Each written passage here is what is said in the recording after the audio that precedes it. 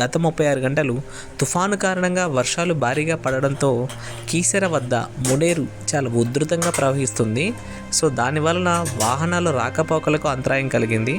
So Keesara tollgate వద్ద వాహనాలు ఎక్కడ పడితే అక్కడ అలా ఆగిపోయాయండి.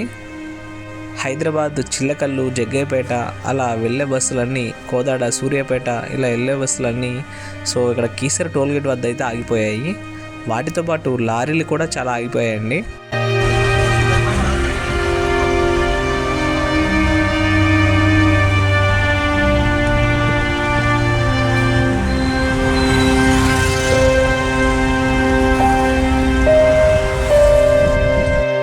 ఇది కీసర టోల్గేట్ అండి. సో నిత్యం ఎప్పుడు వాహనాలతో రద్దీగా ఉండే టోల్గేట్ అనేది సో ఇలా ఏమీ లేకుండా వెలవెలబోతుంది.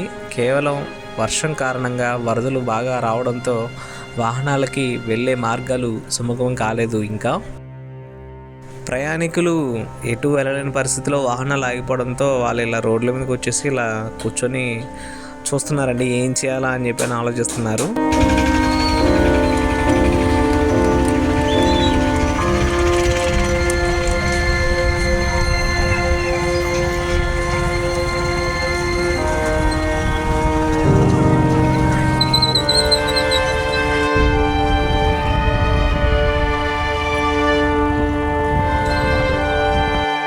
మధ్యాహ్నం 1 గంట సమయానికైతే కనుక కీసర మునేర్ అనేది ఈ విధంగా అయితే ఉందండి. కీసర బ్రిడ్జి పక్కన చిన్న బ్రిడ్జ్ ఒకటి ఉంటుంది. సో దాని పిల్లర్స్ సగానికి అయితే వాటర్ అయితే వచ్చాయండి. అదే సాయంత్రం 5 గంటలకి పరిస్థితి ఎలా ఉందో చూస్తున్నారు కదండి. సో ఆ చిన్న బ్రిడ్జి పిల్లర్స్ అనేది మునిగిపోయి ఆ బ్రిడ్జి కూడా మునిగిపోయేటువంటి పరిస్థితి అయితే ఇక్కడ ఉంది. మునుపెన్నడూ లేని విధంగా మునేరు అనేది చాలా ఉధృతంగా ప్రవహిస్తుందండి. సో చూస్తున్నారు కదా. సో ఈ వెళ్ళే వరద నీరు అంతా కూడా మనకి అక్కడ కృష్ణా బ్యారేజ్ దగ్గర కృష్ణా నదిలో కలుస్తుందండి. సో అక్కడ కూడా ఆల్మోస్ట్ 36 గేట్లు ఉన్న గేట్లు మొత్తం 6 అడుగుల వరకు ఎత్తేసారండి. ఈ నదీ ప్రవాహాన్ని చూడటానికి ప్రేక్షకులు అయితే చాలామంది వచ్చారండి. జనాలు చాలామంది వచ్చి అలా చూసి వెళ్తూ ఉన్నారు.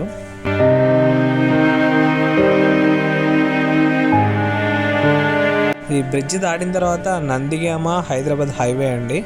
సో ఈ హైవే మీద అయితే దారుణంగా నీరు అయితే ప్రవహిస్తుంది. సో ఆ బ్రిడ్జి పొంగి పొరలపై ఇలాగా హైవే మీద వచ్చేస్తుంది. వాహనాలు ఎటు వెళ్ళలేని పరిస్థితి. సో నందిగామ నుంచి కంచికచర్లకి మధ్యగా ట్రాన్స్పోర్ట్ అనేది పూర్తిగా కట్ అయిపోయిందండి. సో మనం కంచికచర్ల నుంచి, కీసర నుంచి సో నందిగామ వైపు మనం ఎటు వెళ్ళలేని పరిస్థితి. ఈ వరద పూర్తిగా తగ్గే వరకు మనం ఎటు కదలేని పరిస్థితి. విషయం ఏంటంటే హైదరాబాద్ వెళ్ళే హైవే కూడా ఇదేనండి. సో హైదరాబాద్ కానీ ఇంకా వేరే ప్రదేశాలకు వెళ్ళడానికి అయితే సాధ్యపడడం అయితే లేదు ప్రస్తుతానికి.